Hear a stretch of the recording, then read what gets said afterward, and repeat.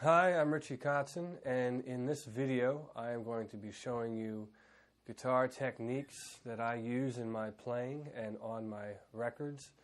And I want to start off by making sure that we're in tune together. So the first thing I'll do is I'll play each string, and you can get your guitar and make sure that we're in the same tuning. I'll start off with the high E string.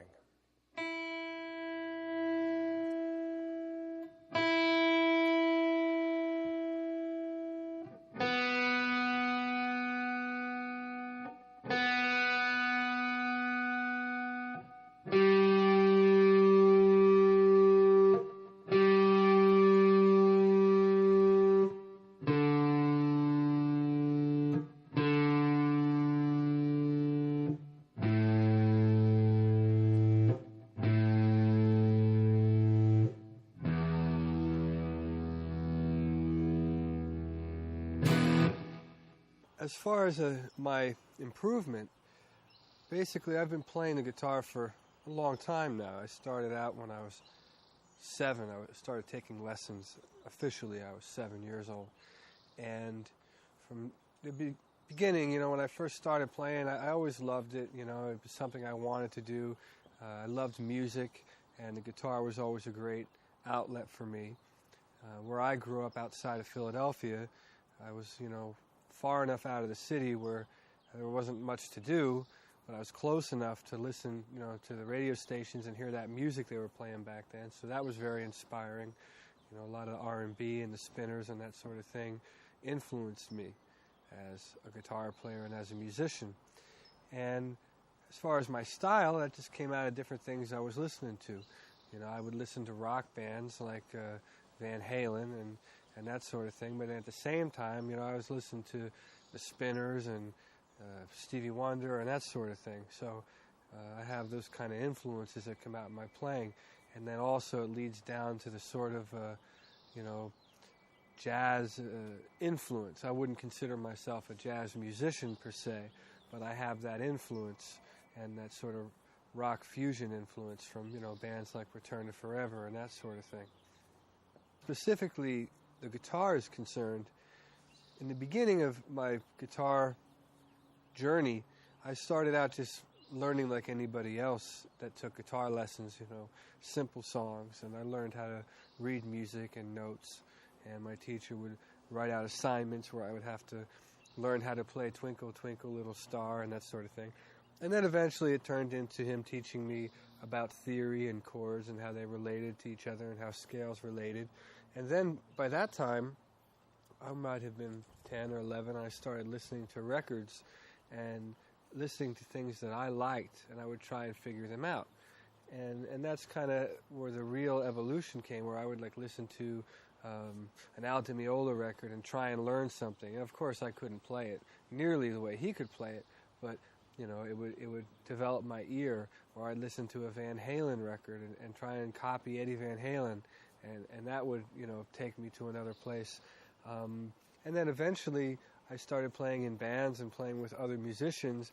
I always tried to play with guys that were older than me and that knew a little bit more. So by doing that, I was able to learn from them and pick up on the things that they had already learned through their experience. And then I sort of would feed off that and then move on to the next. And I was lucky in the sense that I've always been able to get in positions where I'm playing with musicians that have had more experiences than me and been, a little bit ahead, down the line.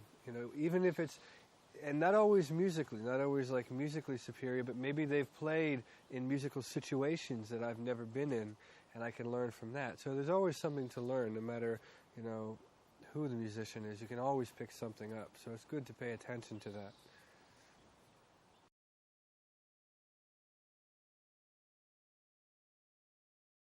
Okay, here we are in the first section of the video, and this is a pentatonic-based licks. Now, in my playing, and especially in the rock style of guitar playing, you've got a lot of things that you'll play that'll be based around a pentatonic scale. And even in jazz and obviously the blues, a lot of the note sequences or things that you play on a theory level will come out of this pentatonic scale. It's basically a 5-note scale. And what I want to do is start off by showing you the scale in the 5 different positions. In other words, starting off each note of the scale. And what this will do, it'll enable you to use the entire neck of the guitar when you solo. Because what happens is a lot of guys, when they're playing, they'll start soloing and they'll get caught up in an area of the neck. And whatever they're playing, how complicated or simple, they can get stuck in that certain section of the neck. But you got to remember, you got all these notes available to use. So the first thing you want to do, and this is true with any scale that you learn, you want to be able to play it in any position.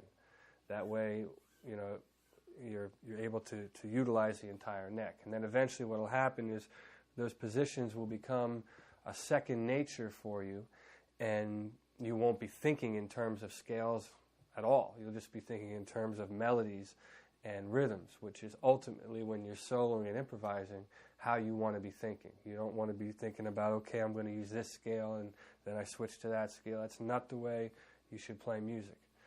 You want to be thinking in terms of melodies and rhythms and hearing what you're playing in your head and translating it onto the guitar. But before you get to a place to do that, sometimes it takes years, sometimes some guys get it right away, you got to learn the fundamentals. So I'm going to start off with this basic fundamental of the pentatonic scale. So the first position, we'll do it in E, because that's a popular guitar key. And we'll start off like this.